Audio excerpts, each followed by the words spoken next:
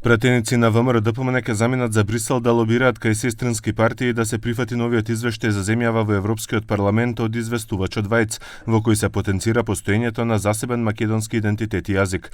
Ова го откри премиерот Христијан Мицкоски, кој воедно упати порака и до бугарските европратеници. Секој оној кој што ги негира и одбива да ја прифати оваа реалност и овој факт е анти-НАТО и анти-ЕУ.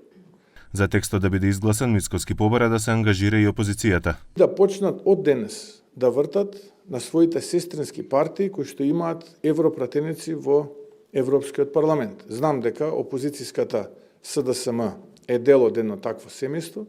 Ги повикувам уште денеска да почнат и да вртат до своите сестрински партии. Предходно во интервју председателот на СДСМ Венко Филипчи истакна дека партијата е подготвена да помогне за било какво решение за деблокада која ќе го опфаќа Европскиот парламент. Тој ова го кажа коментирајќи го предлогот на председателката Гордана Силјановска-Давкова за посебна декларација. Еве ќе се ангажираме во Европскиот парламент преку групата на социјалисти и демократи да таков еден документ, декларација или како и да се вика тој документ биде изгласан час поскоро. Евроамбасадорот Михалис Рокас пак не навлегува во детали за можните решенија, но повтори дека посетата на ЕУ челниците Антонио Коште и Каја Калас е силен сигнал.